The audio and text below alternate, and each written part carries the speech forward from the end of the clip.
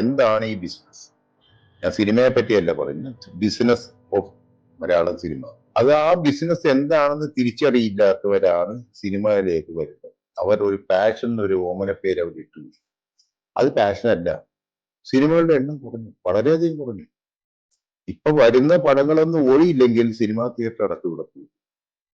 അതാണ് സ്ഥിതി.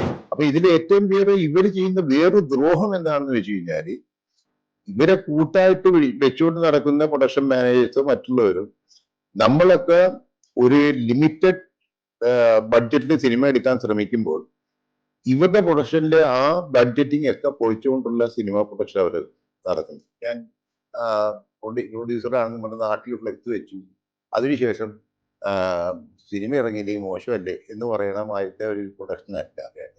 കണ്ടന്റ് നല്ലതായിട്ട് നമ്മൾ സെർച്ച് എഞ്ചിനിൽ പോയി കഴിഞ്ഞാൽ കണ്ടന്റ് അവൈലബിൾ ആണ് അറ്റ് ലോ കോസ്റ്റ് പ്രൊഡക്ഷനാണ്. ഞങ്ങളത് പ്രൂവ് ചെയ്യും. ഈ ഒരു ഇറയിൽ ഞങ്ങൾ ഡെഫിനറ്റ് ആയിട്ടും കോക്കേഴ്സ് എന്ന് പറഞ്ഞ banner, Kokers media entertainment banner, ഇത് ഞങ്ങൾ പ്രൂവ് ചെയ്യും.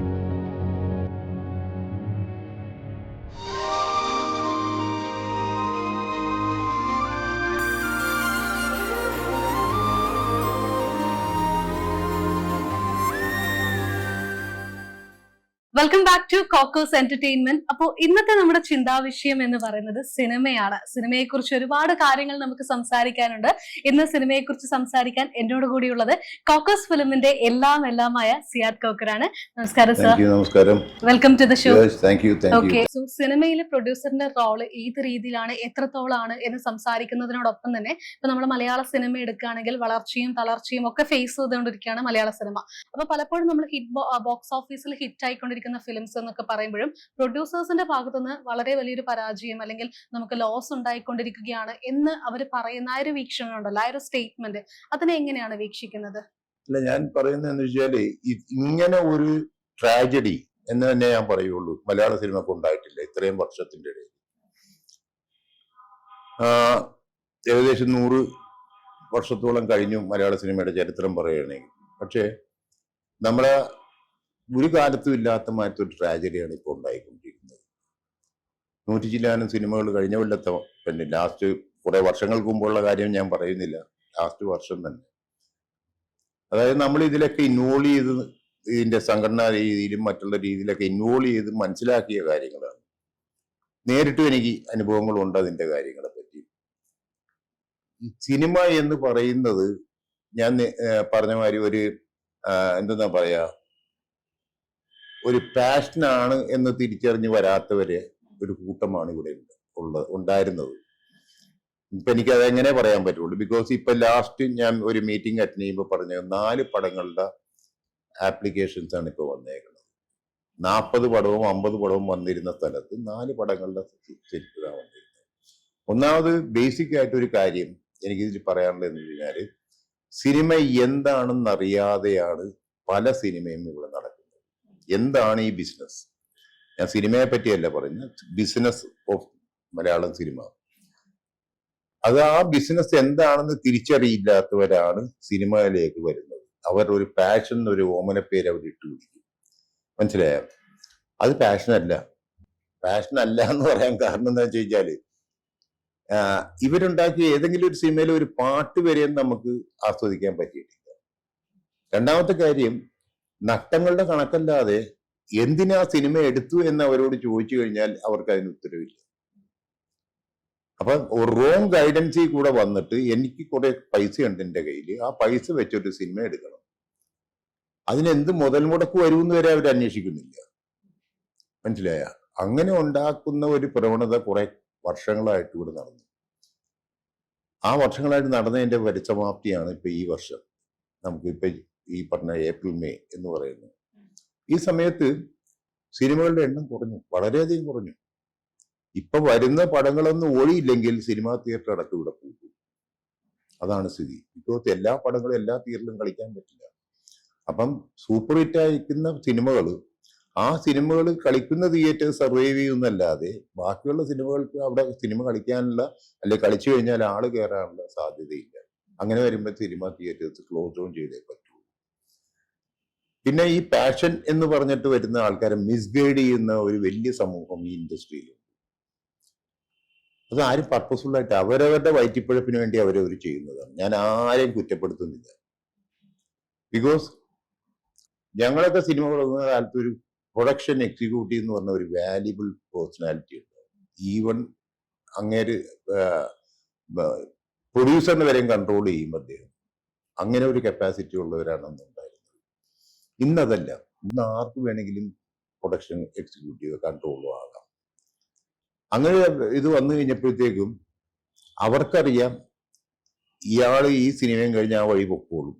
അത് റിലീസ് ചെയ്യോ ഇല്ലയോ എന്നുള്ളതൊന്നും അവർക്ക് അറിയേണ്ട കാര്യമില്ല. അപ്പൊ അദ്ദേഹത്തിന്റെ കയ്യിൽ നിന്ന് ഒരു വലിയ പൈസ ഇൻവെസ്റ്റ് ചെയ്യിപ്പിച്ച് ആൾക്ക് കിട്ടാനുള്ള കിട്ടിയും കഴിഞ്ഞിട്ട് ബാക്കിയുള്ളവരെല്ലാരും കൂടെ ഷെയർ ചെയ്തെടുത്തോട്ട് അദ്ദേഹത്തിന് പറഞ്ഞു വിടുക. വളരെ പ്ലെയിൻ ആയിട്ടാണ് ഞാൻ ഈ സംസാരിക്കുന്നത്. ഇതാണ് യഥാർത്ഥമായിട്ട് ഇവിടെ സംഭവിക്കുന്നത്. ആരും ഞാൻ മോശം പറയുന്നതല്ല. സംഭവിക്കുന്ന കാര്യങ്ങൾ തുറന്നു പറയുന്നു, അത്രയേ ഉള്ളൂ. മനസ്സിലായോ? ഇവിടെ സിനിമ കുറഞ്ഞു, സിനിമയുടെ ഇൻവെസ്റ്റ്മെന്റ് ഇത്രയാണ്, അത് കളക്ട് ചെയ്തിട്ട് ഇത്രയാണെന്ന് പറഞ്ഞ പ്രൊഡ്യൂസർ അസോസിയേഷൻ അതിൽ ഞാനും ഉണ്ട്. ആ കമ്മിറ്റിയിലും അത് റിലീസ് ചെയ്തതിലൊക്കെ ഞാൻ ഇൻവോൾവ് ആണ്. എന്റെ പേരടക്കം അതിൽ പ്രതിപാദിച്ചു വന്നിട്ടുണ്ടായിരുന്നു. വന്നു കഴിഞ്ഞപ്പോഴാണ് ജനം തിരിച്ചറിയുന്നത്, അല്ലെങ്കിൽ ഇതിന്റെ ഇൻവെസ്റ്റ് ചെയ്യാൻ ഇനിയും വന്നിരിക്കുന്ന ആൾക്കാർ ഇത് വേണ്ട, ഇങ്ങനെ ഒരു ഡേഞ്ചറസ് ഗെയിമാണ് ഇവിടെ നടക്കുന്നതെന്ന് തിരിച്ചറിയും. പക്ഷെ അതിന് ഞാനും അടക്കമുള്ള പലരും കുറേ അധികം ഇത് കേട്ടു. അതായത് ഞങ്ങളുടെ വയറ്റത്തടിച്ചിട്ട് ഇദ്ദേഹത്തിന് എന്ത് കിട്ടാനാണ്, ഇവരുടെ വീട്ടിലെ കാശല്ലേ, എല്ലാവരുടെയും വീട്ടിലെ കാശല്ലേ ഇവിടെ കൊണ്ടുവന്ന്, അവരെ കൊണ്ടുവന്ന പൈസ അവർക്ക് തിരിച്ചു കിട്ടില്ല, ഇവർക്ക് എന്താ ദണ്ണം എന്ന് ചോദിക്കുന്നവരെയും ഇവിടെ നടന്നിട്ടുണ്ട് ഈ അടുത്ത കാലത്ത് വരെ. അപ്പൊ അത് പക്ഷെ ഇതൊരു വ്യക്തി മാത്രം അധിഷ്ഠിതമല്ലല്ലോ, ഒരു വ്യവസായത്തിൽ ഇതൊരു വ്യക്തിയിൽ മാത്രം അധിഷ്ഠിതമല്ല, ഒരു വ്യവസായം അല്ല. ഇത് ഒരു വ്യവസായത്തിന്റെ ഹെൽത്തി ആയിട്ടുള്ള മുമ്പോട്ടുള്ള യാത്രക്ക് വേണ്ടിയാണ് നമ്മൾ ഇത് സംസാരിക്കുന്നത്. അല്ലാതെ ഇപ്പൊ ഞാൻ പറയാം, ഇവിടെ ഫോക്കസ് മീഡിയ എന്റർടൈൻമെന്റ്സ് എന്ന് പറഞ്ഞ് എന്റെ സിസ്റ്റർ കൺസേൺ ആണ്. അത് ഇവിടെ വെച്ചപ്പോഴത്തേക്കും നമ്മള് പ്രൊഡക്ഷൻ മാത്രമല്ല ഡിസ്ട്രിബ്യൂഷനും എല്ലാം ഉണ്ട് അതിലൊരു വിങ് ആയിട്ട് എന്റെ കുറച്ച് സുഹൃത്തുക്കളും എന്റെ മകളുമായിട്ടുള്ള ആൾക്കാർ നിന്നുകൊണ്ടൊരു കാര്യം ഇവിടെ ചെയ്തു. അതായത് ഫ്രഷ്നേഴ്സിന് ഞങ്ങൾ ഈ അപകടം നേരത്തെ 2-3 വർഷമായിട്ട് കണ്ടുകൊണ്ടിരിക്കുന്നതുകൊണ്ട് ഞങ്ങൾ പറഞ്ഞു, ആരും സിനിമ എടുക്കാൻ ആഗ്രഹിക്കുന്നവര് അവർക്കുള്ള പ്രോപ്പർ ഗൈഡ് ലൈൻ ഞങ്ങൾ തരാം, ഞങ്ങൾ ഫിക്സ് ചെയ്ത് തരാം. നിങ്ങൾക്ക് സിനിമ എടുക്കണമെങ്കിൽ എങ്ങനെ എടുക്കണം, അല്ലെങ്കിൽ നിങ്ങൾക്ക് ആരെയൊക്കെ കാസ്റ്റ്, നിങ്ങളുടെ കോസ്റ്റ് ഓഫ് പ്രൊഡക്ഷൻ ഇത്ര വരും, അത് നിങ്ങളുടെ കയ്യിൽ ഉണ്ടോ, അല്ലെങ്കിൽ നിങ്ങളുടെ സോഴ്സ് ഓഫ് ഇൻകം എന്താണ്, അങ്ങനെ ഒരു ഡീസന്റ് പ്രൊഡക്ഷനിലേക്ക് ഗൈഡ് ചെയ്യാനുള്ള ഒരു മെഷീനറി ഇവിടെ വർക്ക് ചെയ്യാം. ഓഫ് കോഴ്സ് അത് പേയബിൾ ആണ്. ഇറ്റ്സ് നോട്ട് അതെന്ന് വെച്ചിട്ട് സിനിമയുടെ മുടക്കുന്നതിനനുസരിച്ചുള്ള ലക്ഷക്കണക്കിന് രൂപയുടെ പേയ്മെന്റ് അല്ല ഞങ്ങൾ ആവശ്യപ്പെടുന്നത്. നമ്മുടെ ആൾക്കാർ വർക്ക് ചെയ്യണതിന് അവരുടെ ബ്രെയിൻ യൂട്ടിലൈസ് ചെയ്യാനുള്ള പേയ്മെന്റ്. പക്ഷെ ഇവിടെ നമുക്ക് 2-3 കാര്യങ്ങൾ ഇവിടെ വന്നു. പക്ഷെ പിന്നെ കാണുന്നത് അവർ ഈ പറഞ്ഞ റാക്കറ്റിൽ, അതായത് ഈ പറഞ്ഞ ആൾക്കാരുടെ അടുത്ത് പോയി പെട്ടിട്ട് ഉള്ള കുറെ കാശും കളഞ്ഞ അവസാനം സിനിമയില്ലാത്ത അവസ്ഥയിൽ എത്തിച്ചേർന്നു. അപ്പൊ ഇത് ഈ അപകടം മുമ്പിൽ കണ്ടുകൊണ്ടാണ് നമ്മൾ ഇത് പറഞ്ഞത്. അത് 2 ഇൻട്രസ്റ്റ്. ഒന്ന്, ഞാൻ സ്നേഹിക്കുന്ന സിനിമയെ നിലനിർത്തണമെന്നുള്ള ഒരാളെയും സിനിമയിൽ വന്നിട്ട്, പിന്നെ ഓഫ് കോഴ്സ് ഏത് സിനിമ എടുത്തു കഴിഞ്ഞാലും പ്രേക്ഷകരാണ് വിലയിരുത്തേണ്ടത്, അത് കാണേണ്ടത്. അതൊരു ഞാണിമക്കളിയാണ്. അപ്പൊ അത് മനസ്സിലാക്കി മിനിമം അതിൽ എത്ര ഇൻവെസ്റ്റ് ചെയ്ത് കഴിഞ്ഞാൽ സേഫ് ആകും എന്നുള്ള മനസ്സിലാക്കിയിട്ട് ഇറങ്ങുക. പിന്നെ അതിന്റെ ഫെയിലിയർ ഓർ സക്സസ് അത് ഡിഫറെന്റ് ക്വസ്റ്റ്യൻ. അപ്പൊ അതിലേക്കുള്ള ഗൈഡ് ലൈനിന് വേണ്ടിയാണ് ഞങ്ങൾ ശ്രമിച്ചത്. കാരണം ഈ സിനിമ എന്ന് പറയുന്നത് ഓഫ് കോഴ്സ് ഒരു ഗ്ലാമറസ് മീഡിയ ആണല്ലോ. അപ്പൊ ഈ കാശുള്ളവര്, എസ്പെഷ്യലി ഇപ്പം NRIs ഇപ്പൊ പുറത്തു പോയിട്ട് നല്ല കാശുണ്ടാക്കുന്നു, ഇവിടെ നാട്ടിൽ വന്നൊരു സിനിമ എടുക്കാം എന്ന രീതിയിൽ ഒരു സ്റ്റേറ്റ്മെന്റ് ഞാൻ പറയാം. എന്ന് വെച്ച് കഴിഞ്ഞാല് ഒരു പ്രാവശ്യം ഒരു പ്രൊഡ്യൂസർ എന്റെ അടുത്ത് വരുന്നു. അതായത് പുള്ളി ഏകദേശം 1.5 കോടി 2 കോടി രൂപ ഇൻവെസ്റ്റ് ചെയ്ത് കഴിഞ്ഞു, പടം ഒന്നും ആയിട്ടില്ല, പേരൊക്കെ ഇട്ടിട്ടുണ്ട്. അപ്പൊ ഞാൻ പറഞ്ഞു, നമുക്ക് ഇനി ഒരു 1.5 കോടി രൂപ, അതായത് അഡീഷണൽ ആയിട്ട് ഇനി 1.5 കോടി രൂപ ഇൻവെസ്റ്റ് ചെയ്യണം എന്നുള്ളതാണ് പുള്ളിയുടെ പ്രശ്നം. പുള്ളി കാനഡയിലോ ഇങ്ങനെയുള്ള ഒരു മനുഷ്യനാണ്. അപ്പൊ പുള്ളിനോട് ഞാൻ പറഞ്ഞു, നമുക്ക് തൽക്കാലം ഇതൊന്ന് ഇവിടെ നിർത്തിവെയും, നമുക്ക് ആലോചിക്കാം, എന്നിട്ട് അത് രണ്ടാമത് ടേക്കപ്പ് ചെയ്യാൻ പറ്റും. അല്ലെങ്കിൽ ഇത്രയും പൈസയല്ലേ പോയിട്ടുള്ളൂ, നിങ്ങൾ ഇത്രയും നാൾ വർക്ക് ചെയ്തിട്ട് ഇത്രയും പൈസ ഉണ്ടാക്കി, ഇനിയുള്ള കാലങ്ങളിൽ വർക്ക് ചെയ്താലും ഈ പോയത് തിരിച്ചെടുക്കാം. അപ്പൊ പുള്ളി പറഞ്ഞ ഒരു കാര്യം എന്താണെന്ന് വെച്ച് കഴിഞ്ഞാൽ, സാറേ എന്റെ നാട്ടില് എന്റെ ഫോട്ടോ വെച്ച് ഫ്ലെക്സ് അടിച്ചിട്ടുണ്ട് അവിടെ, ഞാൻ പ്രൊഡ്യൂസറായി, ഇന്നതാണ് എൻ്റെ പടത്തിന്റെ പേര്. ഞാൻ ആ ഫ്ലെക്സ് നാട്ടിൽ മുഴുവനും കയറ്റിയേക്കുന്നുണ്ട്. പിന്നെ ഞാൻ ഈ ഫ്ലെക്സുമായിട്ട് പിന്നെ സിനിമ വന്നില്ലെങ്കിൽ പിന്നെ എനിക്കല്ലേ ചീത്തപ്പേര്, എന്റെ കുടുംബത്തിനെ ചീത്തപ്പേര്. ഇതിനെ പറയുന്നവരോട് എന്താ പറയാനുള്ളത്? ഇത് ഒരു ഇങ്ങനെയുള്ള സെൽഫ് പ്രൊമോഷന്റെ ഒരു ഭാഗം കൂടെ സിനിമ. അത് ഇതൊരു ഹ്യൂമറസ് സാധനം ആയതുകൊണ്ട് ഞാൻ ഓർത്തിരുന്നത്. മറ്റേ മുഴുവൻ സങ്കട കഥകളാണ്. ഞങ്ങളുടെ ബിസിനസ് പൊളിഞ്ഞു, എന്റെ ഫാമിലിയിൽ റിഫ്റ്റ് ഉണ്ടായി, എന്റെ ഭാര്യയുടെ ആഭരണം മുഴുവനും കൊണ്ടുപോയി പടയം വെച്ചു, ഇങ്ങനെയുള്ള കുറെ കഥകൾ കേട്ടാണ് ഞങ്ങളൊക്കെ വന്നേക്കുന്നത്. അപ്പൊ ഇതൊക്കെ കൂട്ടിയിണക്കിയാണ് നമ്മൾ പറഞ്ഞത് എന്നാ നല്ല വഴിയിൽ വരും, നിങ്ങൾ ഇതിനെപ്പറ്റി സ്റ്റഡി ചെയ്യും. നമ്മളൊരു മാർക്കറ്റിൽ ഒരു പെട്ടിക്കട ഉണങ്ങുകയാണെങ്കിലും ആ പെട്ടിക്കടനെ ഇടുന്ന സ്ഥലം, ആ ഇടുന്ന സ്ഥലത്തില് അവിടെ മൂവ്മെന്റ് ഉണ്ടോ, അവിടെ ആൾക്കാർ വരുമോ, ചായ കുടിക്കുവോ, അത് പഠിച്ചതിന് ശേഷം അവർ പെട്ടിക്കട ഇടുന്നത്.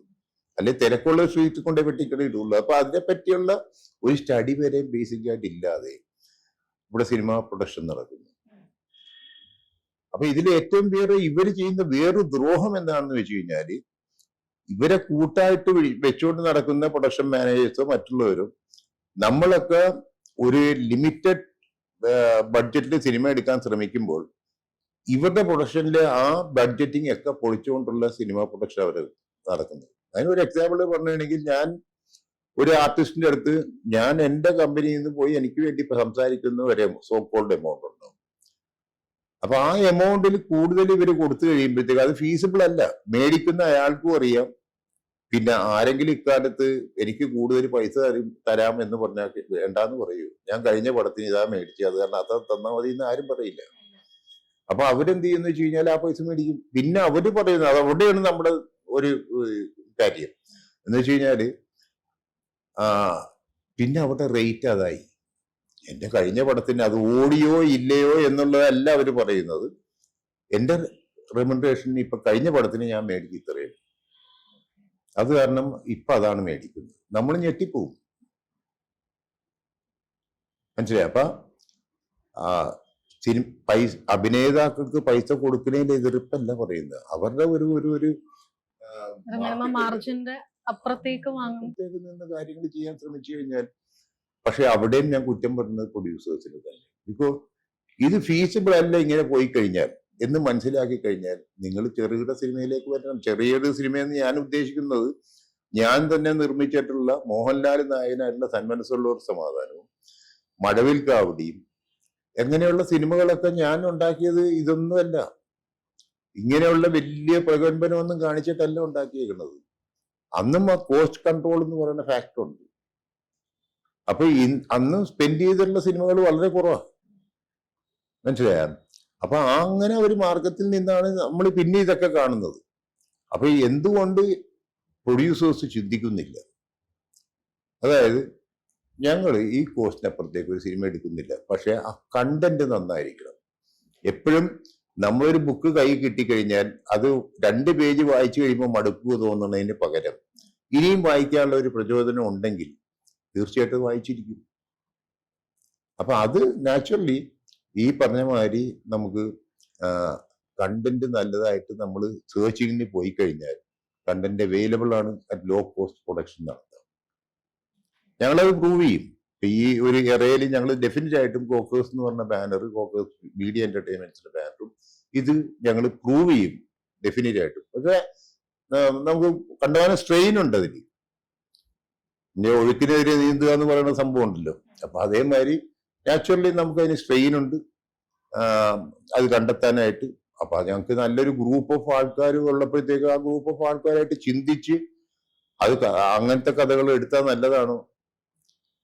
അല്ലെങ്കിൽ ഈ സമയത്ത് കൊണ്ടുവന്നൊരു മറ്റേ ഈ നേരത്തെ ആൾക്കാർ കണ്ടമാതിരി ഒരു സെക്സ് പിച്ച് അല്ലെ സെക്സ് ബോംബിനെ വെച്ചുള്ള സിനിമ എടുക്കാനല്ലല്ലോ ഞങ്ങൾ ആലോചിക്കുന്നത്. ആൾക്കാർ പറഞ്ഞ കഥയ്ക്ക് ഒരു മൂല്യമുള്ള എന്റർടൈൻമെന്റ് ആയിട്ടുള്ള ഇന്നത്തെ ജനറേഷന് പറ്റിയ അല്ലെങ്കിൽ ഇന്നത്തെ ഓഡിയൻസിന് പറ്റിയ വിധത്തിലുള്ള സിനിമകൾ ഉണ്ടാക്കാനുള്ള ശ്രമം നടത്തുക. അങ്ങനെ വരുമ്പോ എല്ലാത്തിനും ശാശ്വത പരിഹാരം ഉണ്ടാവും എന്നാണ് എന്റെ വിശ്വാസം. ഇപ്പൊ ഗൈഡൻസിന്റെ കാര്യം സാർ പറഞ്ഞിട്ടുണ്ടായിരുന്നു. അപ്പൊ നമ്മുടെ സിനിമാ മേഖലയിലെ ഏതൊരു റോൾ എടുക്കുകയാണെങ്കിലും നമുക്ക് ആക്ച്വലി അത് നമ്മൾ സാങ്കേതികപരമായി പഠിച്ചെടുക്കാനുള്ള ഒരു അവസരം കൂടെ നമുക്കിപ്പോ ഉണ്ട്, ഏതാണെങ്കിലും ഉണ്ട്. പക്ഷേ ഒരു പ്രൊഡ്യൂസർ എന്ന് പറയുന്നത് ഓഫ് കോഴ്സ് സാർ നേരത്തെ പറഞ്ഞിട്ടുണ്ടായിരുന്നു ക്യാപ്റ്റൻ ഓഫ് ദ ഷിപ്പാണ്. അപ്പൊ അതിന്റെ ആ ഒരു പ്രൊഡ്യൂസർ എന്നുള്ള ഒരു റോൾ എടുക്കുകയാണെങ്കിൽ യൂഷ്വലി നമ്മൾ ആൾക്കാർ ചിന്തിക്കുന്നത് ഓക്കെ കാശുണ്ടെങ്കിൽ പ്രൊഡ്യൂസർ ആവാം എന്നുള്ള രീതിയിൽ മാത്രമാണ്. പക്ഷെ അതിന് ഒഫീഷ്യലായിട്ട് നമ്മുടെ കയ്യിൽ അത്തരത്തിലൊരു നോളജ് വേണം, അല്ലെങ്കിൽ ഒരു എക്സ്പീരിയൻസ്ഡ് ആയിട്ടുള്ള ഒരു പ്രൊഡക്ഷന്റെ അണ്ടറിൽ അല്ലെങ്കിൽ ഒരു പ്രൊഡ്യൂസറിന്റെ അണ്ടറിൽ നിന്ന് ഗൈഡൻസ് വാങ്ങിയിട്ട് അതിനുശേഷം ഒരു സിനിമ പ്രൊഡ്യൂസ് ചെയ്യണം എന്ന രീതിയിലേക്ക് ആരും ചിന്തിക്കുന്നില്ല എന്നാണ് എനിക്ക് തോന്നുന്നത്. അല്ല, അതാണ് എന്ന് വെച്ച് കഴിഞ്ഞാല് ഏത് ബിസിനസ്സിലേക്ക് ഇറങ്ങിയാലും അതിൽ മിസ്ഗൈഡ് ചെയ്യാൻ ആൾക്കാർ ഇഷ്ടംമാരുണ്ട്. മനസ്സിലായോ? പിന്നെ എല്ലാവർക്കും ഒരു എന്താ പറയാ, അവരുടെ താല്പര്യങ്ങളുണ്ടാവും. ഈ താല്പര്യങ്ങളൊക്കെ മാറ്റി വെച്ചുകൊണ്ട് വേണം സിനിമ എന്ന് പറഞ്ഞ സാധനത്തിലേക്ക് ട്രാവൽ ചെയ്യാനായിട്ട്. അപ്പൊ അതിന് ഒത്തുകൂടി നടക്കുന്ന കുറെ ഞാൻ പറഞ്ഞല്ലോ, ഇതിന്റെ മറ്റുള്ള ആൾക്കാരുണ്ടാവും. അവര് ഇതിലൊക്കെ അവരെ സുഖിപ്പിച്ച് അല്ലെങ്കിൽ അവരെ കൂടെ അങ്ങനെ കാര്യങ്ങളൊക്കെ ചെയ്തു കഴിഞ്ഞാൽ നാച്ചുറലി ഒരു സിനിമ നടക്കും, അവർക്ക് അവരുടെ കാശ് കിട്ടും എന്നുള്ള ഒരു ലെവലിൽ ചിന്തിച്ച് അതല്ല എന്റെ കാര്യം. ഈ പറഞ്ഞ ആൾക്കാർ തീർച്ചയായിട്ടും ഞങ്ങളെപ്പോലുള്ള ആൾക്കാർ, ഞങ്ങളിപ്പോ ചേംബറിലൊക്കെ നമ്മുടെ ഒരു ഇതുണ്ട്, അവിടെയൊക്കെ നമ്മൾ പറയുന്നുണ്ട് നിങ്ങൾക്ക് എന്ത് ഗൈഡൻസ് വേണമെങ്കിൽ ഞങ്ങൾ തരാം. പക്ഷെ പ്രൊഫഷണലായിട്ട് നമ്മളൊരു എസ്റ്റാബ്ലിഷ്മെന്റ് ഉണ്ട്, അതിന്റെ ഒരു ഗുഡ് വില്ലും ഞങ്ങളുടെ ഗുഡ് വില്ലും ഞങ്ങളുടെ ആയിട്ടുള്ള ഗൈഡൻസും മേടിച്ചതിന് ശേഷം പടം ചെയ്യുക. അപ്പം 10 ലക്ഷം രൂപക്ക് ചെലവാക്കേണ്ട സാധനം 6 ലക്ഷം രൂപക്ക് ചെലവാക്കിയാൽ മതി എന്ന് ഞങ്ങൾ പറയുകയാണെങ്കിൽ അതിന് എന്തെങ്കിലും അർത്ഥമുണ്ട്, 4 ലക്ഷം രൂപ ഞങ്ങൾക്ക് ലാഭമുണ്ടെന്ന് മനസ്സിലാക്കട്ടെ. ഇത് ഏത് ഫോറത്തിൽ പറഞ്ഞാലും മനസ്സിലാക്കാത്ത വിധത്തിലുള്ള പോക്കാണ് ഈ നാശത്തിന്റെ വക്കലെത്തിയത്. പക്ഷെ ഇനി സിനിമ നന്നാവുമെന്നാണ് എന്റെ പ്രതീക്ഷ. നന്നാവട്ടെ.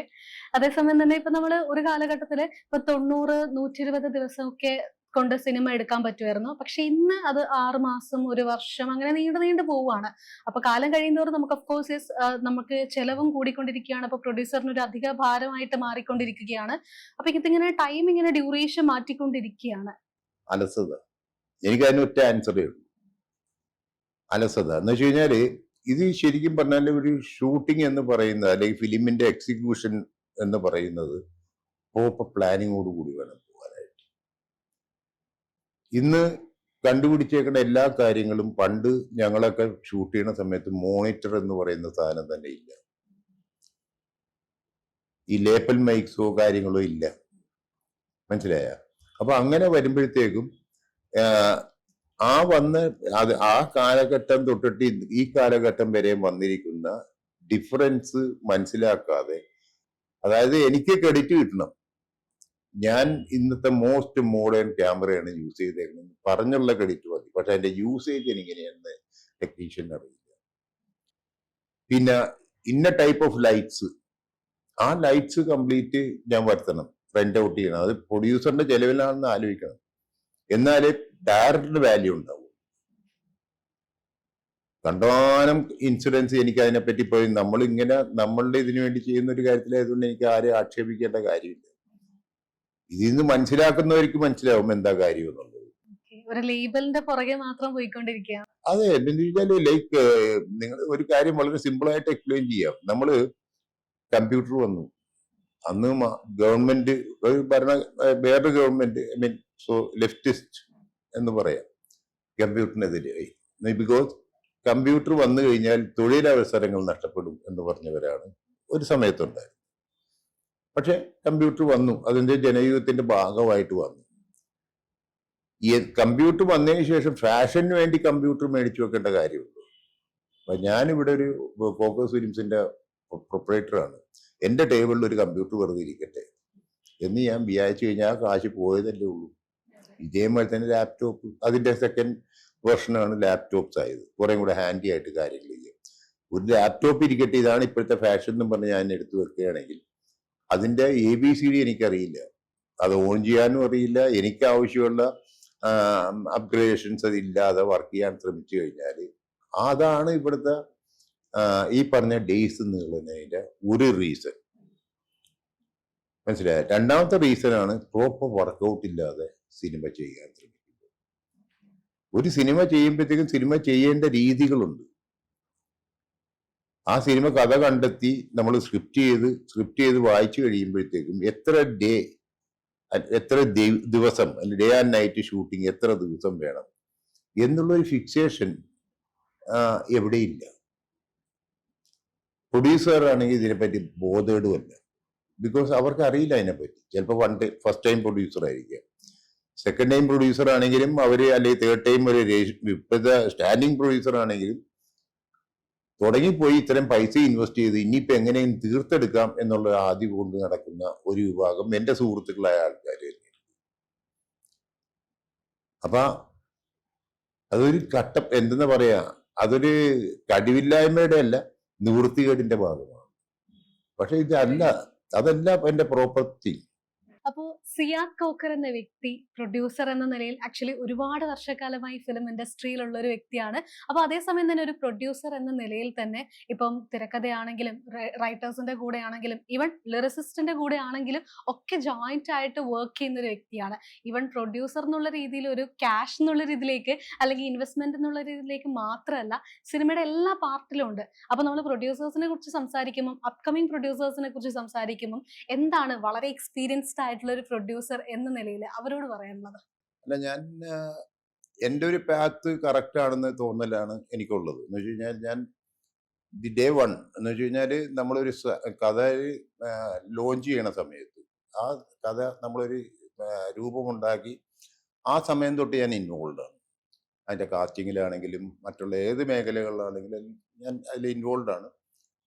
ഞാനത് പഠിക്കുക എന്നുള്ള ലെവലിലാണ് ഞാൻ ചെയ്യുന്നത്. എന്ന് വെച്ച് കഴിഞ്ഞാൽ അത് ഞാൻ എൻ്റെ ഒരു പ്രൊഡ്യൂസർ എന്നുള്ള ഒരു ഇത് കാണിക്കാൻ വേണ്ടിയല്ല. അപ്പം അതിൽ ഇഷ്ടപ്പെട്ട കാര്യമാണ് ഫസ്റ്റ് നമ്മൾ സോങ് ചെയ്യുമ്പോഴത്തേക്കും, സബ്ജക്റ്റ് ഫൈനലൈസ് ചെയ്ത് സ്ക്രിപ്റ്റിലേക്ക് വരുമ്പോൾ സിറ്റുവേഷൻസ് മനസ്സിലാക്കി സോങ്സ് ഉണ്ടാക്കുക. ആ സോങ്സ് ആരെ കൊണ്ട് ചെയ്യിപ്പിക്കണം, മറ്റേ ജോൺസൺ മാഷ് വേണോ, മറ്റേ ജോയ്സ് ഇത് വേണോ, ജെറിയ മൽദേവ് വേണോ, ഇങ്ങനെയുള്ള ഓരോ ആൾക്കാരെ സെലക്ട് ചെയ്യണ കാര്യത്തിൽ ആ ഡയറക്ടറിനെയും കൂടെ ഇത് വെച്ചിട്ട് അത് വെച്ചിട്ട് അവിടെ തൊട്ട് ഞാൻ ആ കമ്പോസിങ് സെഷൻ തൊട്ട് ഞാൻ അതിൽ സ്റ്റാർട്ട് ചെയ്യും. വിദ്യാസാഗർ ടച്ച് മലയാളം ഫിലിം ഇൻഡസ്ട്രിയിലേക്ക്. അതെ, ഞാൻ പറഞ്ഞേക്ക് ഞാൻ വിദ്യാസാഗറിന് മുമ്പായിട്ട് ഇളയരാജ സാറായിട്ട് ചെയ്തിട്ടുണ്ട് കളികുഞ്ഞാൽ എന്ന് പറഞ്ഞ പടം. അതിനു മുമ്പ് ജോൺസൺ ആയിരുന്നു എൻ്റെ ഫേവറേറ്റ് ആയിട്ടുള്ള ഒരു ഇത് ആ സമയത്ത്. അതൊക്കെ എന്ന് വെച്ച് കഴിഞ്ഞാൽ ഈ മനസ്സുകൊണ്ട് ഒരുമിക്കുന്ന ഒരു ഒരു എന്തെന്നാ പറയാ, ഒരു സ്നേഹബന്ധമാണ് ഇതിലേക്ക് കാര്യം. അപ്പൊ അത് ആരൊക്കെയായിട്ട് കിട്ടിയിട്ടുണ്ടോ അവരൊക്കെയായിട്ട് ഞാൻ റെഗുലറായിട്ട് വർക്ക് ചെയ്തുകൊണ്ടിരുന്നു. പിന്നെ അവർക്കൊന്നും തന്നെ ഇറിറ്റേഷൻ ഇല്ലാതെ ഞാൻ എന്തെങ്കിലും ഒരു സംഭവം പറയുമ്പം അവർക്കത് ഡൈജസ്റ്റ് ചെയ്യാൻ പറ്റുന്നുണ്ട്. എന്ന് വെച്ച് കഴിഞ്ഞാൽ അത് നമുക്ക് ഭയങ്കര പ്രൊമോട്ടിങ് ആണ്. എന്ന് വെച്ച് കഴിഞ്ഞാൽ അത് ശരിയായില്ല, ഇപ്പൊ വിദ്യയാണെങ്കിലും ജോൺസൺ ആണെങ്കിലും അതല്ല, നമുക്ക് വേറൊരു ലെവലിൽ പിടിക്കാം, അല്ലെങ്കിൽ ഇളയരാജ സാറാണെങ്കിലും. അപ്പൊ അത് അങ്ങനെ വരുമ്പോഴത്തേക്കും നമുക്ക് ഭയങ്കര പ്രൊമോട്ടിങ് ആയിരുന്നു. അത് നമ്മുടെ സ്റ്റഡീസാണ് അത് വാസ്തവത്തിൽ, ഞാൻ അതേ പറയുള്ളൂ. അപ്പൊ അങ്ങനെ ഓരോ ഘട്ടത്തിലും ഞാൻ ഇൻവോൾവ് ചെയ്ത് പണ്ട് ഞങ്ങൾ സിനിമ തുടങ്ങുമ്പോഴത്തേക്കും മറ്റേ ഇപ്പോഴത്തെ ഡിജിറ്റലൊന്നും അല്ല, ആരിയിൽ ഷൂട്ട് ചെയ്ത് അത് നെഗറ്റീവ് ആണ്, നെഗറ്റീവിൽ ഷൂട്ട് ചെയ്ത് അത് ഡബിൾ പോസിറ്റീവായി പടം കഴിയുമ്പോഴത്തേക്കും അത് ഡബിൾ പോസിറ്റീവ് കാണുന്ന ഒരു പ്രോസസ്സ് ഉണ്ട്. അത് കഴിഞ്ഞിട്ടാണ് കട്ടിങ് സ്റ്റാർട്ട് ചെയ്യണത്. ആ കട്ടിങ് സ്റ്റാർട്ട് ചെയ്ത് ഫൈനൽ കട്ട് കഴിഞ്ഞിട്ട് അതും കാണും. എത്രയോ പ്രാവശ്യം സിനിമ കാണും എന്നുള്ള പ്രക്രിയ ഞാൻ ചെയ്തിരുന്നു. പക്ഷെ എൻ്റെ ഒരു ധാരണ എന്താണെന്ന് വെച്ച് കഴിഞ്ഞാൽ, ഒരു പ്രൊഡ്യൂസറിന്റെ ക്വാളിറ്റി ഞാൻ അങ്ങനെ അല്ല ഞാൻ പറയുന്നത്, അത്രയും ഇൻവോൾവ്മെന്റ് വേണം ഇനി വരുന്ന എല്ലാ പ്രൊഡ്യൂസേഴ്സിനും.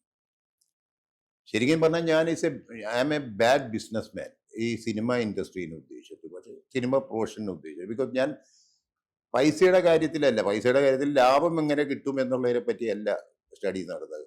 ഞാൻ എടുക്കുന്ന പ്രോഡക്റ്റ് നന്നായി വരിക എന്നുള്ളത്. ആ പ്രോഡക്ട്സ് മുഴുവനും നന്നായി വരുമ്പോഴത്തേക്കും കിട്ടുന്ന ഒരു സന്തോഷമുണ്ടല്ലോ. ഓഫ് കോഴ്സ് അതിൽ മണി ഇൻവോൾവ് ആണ്. ആ മണി റിട്ടേൺ വന്നു എന്നുള്ള നിർബന്ധമുണ്ട്. അതൊക്കെ ഉണ്ട്. അതിൻ്റെ പ്രൊമോഷൻസും കാര്യങ്ങളും ഒക്കെ ചെയ്യുന്ന എല്ലാ കാര്യങ്ങളിലും അതുണ്ടായിരുന്നു. പക്ഷെ ഇത് ഇങ്ങനെ എടുത്താൽ സിനിമ ഓടുമെന്നും ഇത്ര ലക്ഷം രൂപ ലാഭം കിട്ടുമെന്നുള്ള കാഴ്ചപ്പാടല്ല, മിനിമം ഗ്യാരണ്ടി ഉണ്ട് എന്നുള്ള ഫീലിങ്ങിലാണ് ചെയ്യുന്നത്. അത് ഇന്നത്തെ പ്രൊഡ്യൂസേഴ്സിന് ഞാൻ ലാക്കിംഗ് ആയിട്ട് കാണുന്ന ഒരു സംഭവം എന്താണെന്ന് വെച്ച് കഴിഞ്ഞാൽ, ഈവൺ ആ പ്രൊഡ്യൂസറിൻ്റെ അടുത്ത് എൻ്റെ സുഹൃത്തുക്കളും ഫ്രണ്ട്സ് ഉണ്ട്, പുതിയ ജനറേഷനിൽ പെട്ട സുഹൃത്തുക്കളായ പ്രൊഡ്യൂസേഴ്സ് ഉണ്ട്. അവരോട് എന്തായാലും സോങ് കമ്പോസിങ് ആയോ, അതിൻ്റെ അതിങ്ങനെ ഇന്നയാൾ ചെയ്യുന്നുണ്ട്, അതെന്താ താൻ പാട്ട് കേട്ടില്ലേ, ഇല്ല അവര് പിന്നെ അഴക്കുമ്പോൾ കേൾക്കാം, എനിക്കിഷ്ടമല്ല അത്. എന്ന് വെച്ച് കഴിഞ്ഞാൽ അവരഴക്കുന്ന കേൾക്കാനല്ല ഞാൻ അവരെ എൻഗേജ് ചെയ്യുന്നത്. മനസ്സിലായി? അത് ആരെ ഇൻസൾട്ട് ചെയ്യാൻ വേണ്ടിയല്ല, എൻ്റെ മനസ്സിന്റെ തൃപ്തി വേണ്ടേ? ആ തൃപ്തിക്ക് വേണ്ടിയാണ് ഞാൻ അത് അവരെ ഏൽപ്പിക്കുന്നത്. അപ്പൊ പിന്നെ അങ്ങനെ പറയുന്നവരെ ഞാനത്, അവർക്ക് അതിനുള്ള കഴിവില്ലാണ്ടല്ല, അതിന് സമയം കണ്ടെത്താൻ പറ്റുന്നില്ല. അത് സമയം കണ്ടെത്തണം. എല്ലാ കാര്യങ്ങളിലും സമയം കണ്ടെത്തണം. അതിൽ കാസ്റ്റിംഗ് വൈസ് ആണെങ്കിലും, ഇപ്പൊ കാസ്റ്റിങ്ങിൽ ഈ പറഞ്ഞ നേരത്തെ ഞാൻ സൂചിപ്പിച്ച മാതിരിയുള്ള നമുക്ക് പറ്റാത്ത ആൾക്കാരെ വെക്കുന്ന കാര്യങ്ങൾ വരെ നമ്മൾ കൺട്രോൾ ചെയ്യണം. നമ്മുടെ സ്ക്രിപ്റ്റ് പ്ലാൻ ചെയ്യുമ്പോഴത്തേക്ക് ആ സ്ക്രിപ്റ്റ് എത്ര ദിവസം കൊണ്ട് ഷൂട്ട് ചെയ്യാൻ പറ്റും എന്നുള്ളതിന് ധാരണ ഉണ്ടാക്കണം. ഒരു ഡേ എത്ര സീൻ എടുക്കാൻ പറ്റുന്ന ധാരണ ഉണ്ടാക്കണം. ആ ഡേ എത്രയുണ്ട്, നൈറ്റ് എടുക്കണം, നൈറ്റ് എത്രയുണ്ട് എന്നുള്ള കാൽക്കുലേറ്റ് ചെയ്യാനുള്ള ഇതുണ്ടാവണം. അതെല്ലാം പഠിച്ച് ഓരോന്നും പേപ്പറിലാക്കിയിട്ട് വേണം. ഇന്ന് കമ്പ്യൂട്ടർ ഉണ്ട്, കമ്പ്യൂട്ടറിൽ കിട്ടും പ്രിന്റ് ഔട്ട് എല്ലാം തന്നെ നമ്മൾ വർക്കൗട്ട് ചെയ്ത് വെച്ച് കഴിഞ്ഞാൽ. പക്ഷെ അതിന്റെ ഒരു ലോഗ് ഷീറ്റ് എൻ്റെ കയ്യിലുണ്ടാവും. ഞാൻ എവിടെയാണെങ്കിലും ഇന്നത്തെ ഷൂട്ടിങ് എവിടെയാണെന്നും, അത് വീട്ടിൻ്റെ ഉള്ളിലാണോ വീട്ടിൻ്റെ പുറത്താണോ, ആക്ഷനോ ഓറിയന്റഡ് സാധനമാണോ ചെയ്യുന്നത്, ആരൊക്കെയാണ് ആർട്ടിസ്റ്റ് അവിടെ ഉള്ളത്, എനിക്ക് ബൈ ഹാർട്ടായിരിക്കും. മനസ്സിലായി? അപ്പൊ ഈ മെത്തേഡ് ഒരു പ്രൊഡ്യൂസറിനെ ഉദ്ദേശിച്ചിട്ട് ഞാൻ ചെയ്യണമുണ്ട് അത് എല്ലാവരും ചെയ്യണമെന്ന് പറയണതല്ല ഞാൻ. അത് പ്രൊഡ്യൂസറിന്റെ ഒരു ക്വാളിറ്റി ആയിട്ടാണ് ഞാൻ മനസ്സിലായത്. അങ്ങനെ വന്നു കഴിഞ്ഞാൽ ഈ പറഞ്ഞ എല്ലാ ഡിഫക്ട്സും നമുക്ക് കവർ ചെയ്യാൻ സാധിക്കും.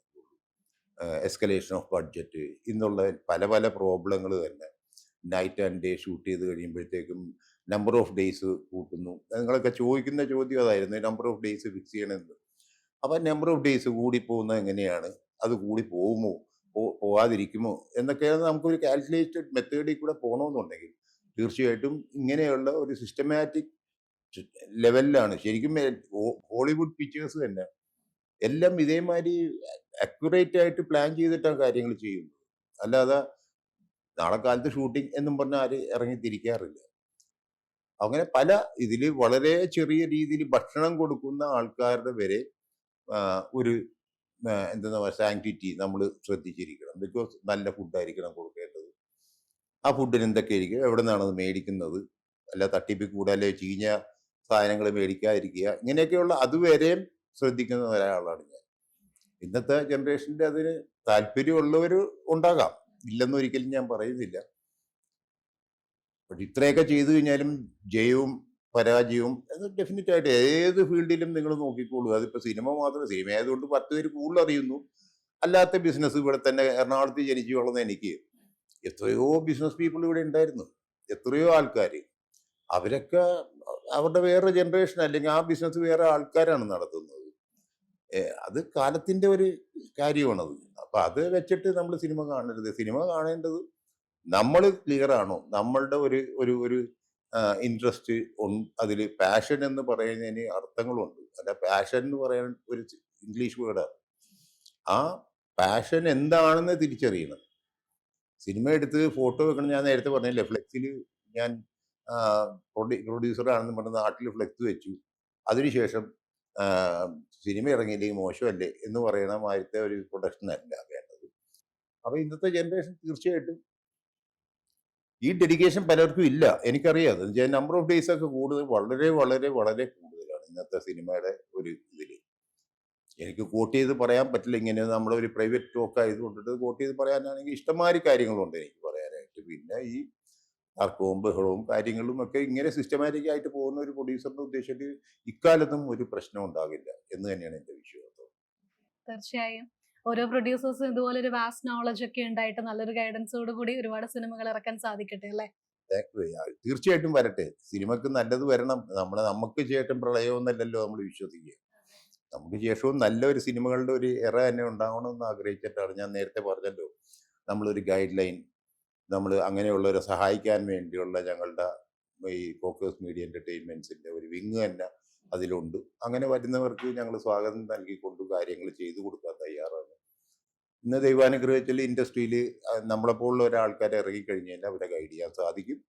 ആൻഡ് എല്ലാ പുതിയ ജനറേഷനിലും പെട്ടവർക്കും തീർച്ചയായിട്ടും എല്ലാം നല്ലത് വരട്ടെ, എല്ലാം നല്ല സിനിമകൾ ഇവിടെ ഉണ്ടാവട്ടെ, മനസ്സിൽ തങ്ങി നിൽക്കുന്ന സിനിമകൾ ഇവിടെ ഉണ്ടാകട്ടെ. ഇതാണ് എൻ്റെ പ്രാർത്ഥന.